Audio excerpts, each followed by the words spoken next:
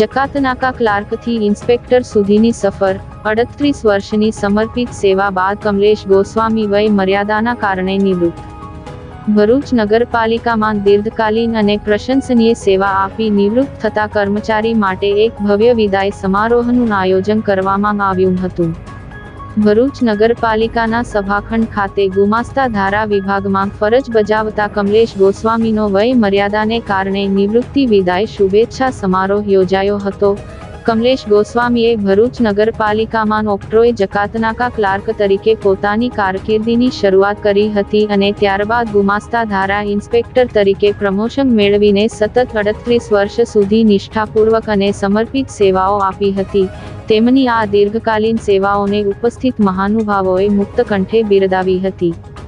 આ પ્રસંગે પૂર્વ ધારાસભ્ય દુષ્યંત પટેલ, પાલિકા પ્રમુખ દેવેન્દ્ર વસાવા, કારોબારી ચેરમેન પ્રગેશ પટેલ, પક્ષના નેતા ધ્યાન દેશમુખ, વિપક્ષના નગરસેવક જિજ્ઞેશ બ્રહ્મભટ્ટ તેમજ હેમેન્દ્ર કોઠીવાળા, સામાજિક અગ્રણી શાંતિલાલ શ્રોફ અને અબ્દુલ રઝાક કામથી સહિત નગરપાલિકાના કર્મચારીઓ, પદાધિકારીઓ અને મોટી સંખ્યામાં શુભેચ્છકો ઉપસ્થિત રહ્યા હતા.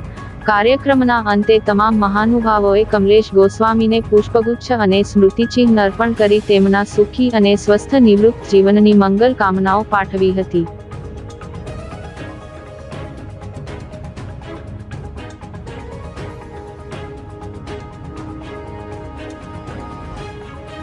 ઓફિસે જાય એટલે સારું પ્રોત્સાહન અને માર્ગદર્શન પ્રાપ્ત થાય જ.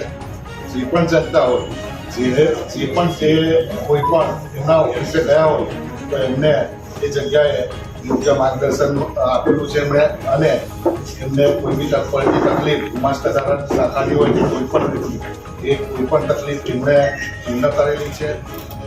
મારા એક ખાસ ક્લોઝ ફ્રેન્ડ હતા પ્રવીણભાઈ હિંમતભાઈ શાહ. એમના અંગત રાઈટ હેન્ડ તરીકે એમની પાસે રહેતા હતા અને વખતો વખત એમને જોતો ત્યારે મને થયું કે મેં જાતે જ આ કોવિડનો હીરો પસંદ કર્યો છે. એટલે આઉટ ઓફ સર્વિસની બહાર બી એમને જે પ્રશંસા મેળવી છે તે ખૂબ દાદ આપે છે. જ્યારે હું ભરૂચ શહેરમાં ઓટો રિક્ષા ચલાવતો હતો ત્યારે કમલેશ બાયપાસ ચોકડી નગરપાલિકાને આપણે ટોલ વિભાગની ઉપર ટોલ નાખવાનું નગરપાલિકા ત્યાં આગળ કામ કરે. જ્યારે પણ કમલેશની નાઇટ હોય ને તો અમે અમારા આટલી 10 મિત્રો, હું છે, અમારા યુસુફ દોલત છે, એવા 10 થી 12 એના મિત્રો હતા. અમે બધા કમલેશની નાઇટ એટલે અમારી એવી નાઇટ. અમે સવાર સુધી બધા સાથે બેસીએ, ચા નાસ્તો કરીએ. અને આજે પણ કમલેશ જ્યારે પણ નગરપાલિકામાં હોય, આજે નાના મોટા કોઈ પણ દુઃખના પ્રસંગ હોય, કમલેશ બધાની વચ્ચે ઉપસ્થિત પડે. જરૂર પડે ને ત્યારે કમલેશ એક પ્રબંધ સૂચક તરીકે કામ કરે. કોઈ સમસ્યા હોય અને એ અનેક સમસ્યાઓ, પાણીનું પૂર હોય જીગરભાઈ, અને એને એમ કહેવાનું છે કે કસકથી લઈને દાંડિયા બજાર સુધી કોઈ વિસ્તારની અંદર કોઈ માણસ ભૂખ્યો ના સૂઈ જાય તો એની બધી કાળજી કમલેશ રાખતો. એની પાસે ડેટા હતો કે આ જગ્યાએ આટલું જમવાનું આપ્યું, અને આખી રાત સમય જોવાનો નહીં કે રાતે કેટલા વાગ્યા છે, પાણી કેટલું વધ્યું. મને એક સમય કેવો યાદ છે કે દાંડિયા બજારમાં એટલું બધું પાણી હતું ને કમલેશ ત્યાં રાત મોડી રાતે ત્યાં લોકોને જમવાનું આપવાનું, જોને હથિયારો આપવાનો, કોઈને ઝૂંપડામાંથી ખસેડીને શેલ્ટર રૂમમાં લાવવાનું.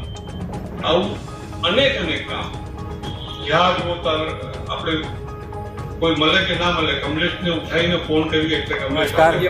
આજ રોજ ભરૂચ નગરપાલિકામાંથી જ્યારે મારી વય નિવૃત્તિને કારણે વિદાય લઈ રહ્યો છું, ત્યારે ભરૂચ શહેરના જે વેપારી ધંધાકીય સંસ્થાઓએ જે મને સાથ અને સહકાર આપ્યો અને મારું જે નામ ઊંચું રાખ્યું એમણે, તે બદલ આખી ભરૂચ શહેરની નગરપાલિકાના કર્મચારીગણ, અધિકારીગણ તેમજ કાઉન્સિલરશ્રીઓ અને ભરૂચના વેપારીગણોનો ખૂબ ખૂબ આભાર માનું છું. ભારત માતા કી જય. રાધે રાધે. चलते चलते मेरे गीत याद रखना, कभी अलविदा ना कहना, कभी अलविदा ना कहना.